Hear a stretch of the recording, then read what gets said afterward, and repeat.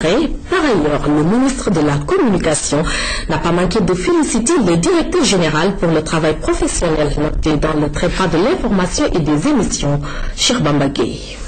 Après les attaques dont la RTS a fait l'objet pendant la journée du 23 juin, le ministre de la Communication a voulu exprimer sa compassion au directeur général Babacar Diagne. Nous sommes dans le bâtiment qui abrite la climatisation centrale. Les pierres sont toujours là 9 jours après.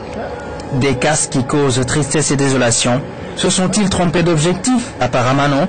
La salle où se trouvent les infographistes a été plus touchée avec des machines qui coûtent des dizaines de millions. Une situation face à laquelle le directeur général n'a pu retenir sa désolation. Qui a traversé, qui a cassé ça, et c'est traverser ça, venir là, traverser là, ça c'est actuellement là, c'est le suicide. Parce que de là à là-bas, il a des dizaines de millions. Il y a des gens. Après avoir fait le tour des bâtiments touchés, le ministre de la Communication a exprimé sa tristesse face à l'ampleur des dégâts. C'est très triste ce que j'ai vu là.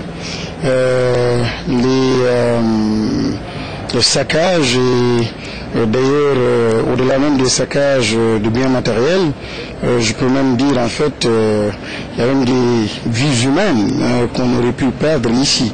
J'ai vu l'ampleur donc des dégâts. Et ce qui est surtout surprenant et très choquant, c'est de voir en fait que les endroits ciblés les plus stratégiques donc de la RTS ont été visés et des jets de pierre, mais pas des moindres. Et ça me préoccupe et ça préoccupe en fait tous les citoyens sénégalais.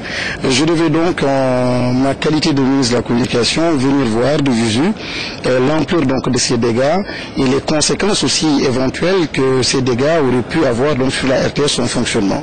À la suite des agents de la RTS qui, il y a quelques jours, ont renouvelé leur profond et indéfectible attachement au directeur général Babacar Diagne, le ministre de la Communication revient à son tour féliciter chaleureusement le directeur général pour le travail herculéen abattu surtout en faveur d'une ouverture teintée de professionnalisme. C'est le lieu ici de féliciter le directeur général et l'équipe qui l'accompagne, les différents directeurs généraux donc qui sont succédés pour accompagner en fait ce processus, mais particulièrement et singulièrement féliciter Babacar Diagne, directeur général de la RTS et l'équipe qui l'accompagne. Nous avons constaté que depuis quelques années quand même, la RTS en termes d'ouverture sur l'opposition, parce qu'il est question de cela, généralement le débat est posé, est-ce que la RTS est assez ouverte sur les autres partis de l'opposition, est-ce que la RTS est une radio-télévision destinée uniquement au régime en place, mais nous constatons que vraiment l'ouverture est totale, quasiment totale. Tous les chefs de l'opposition sont presque passés ici à des émissions extrêmement importantes, avec donc un taux d'écoute extrêmement élevé et une couverture qui dépasse largement, totalement donc les frontières donc du Sénégal, au-delà même donc de l'Afrique. C'était là les temps forts de la visite du ministre de la Communication à la RTS, Moustapha Guirassy, qui repart réconforté, non sans rappeler au public de sauvegarder ce joyau qui constitue une source d'inspiration.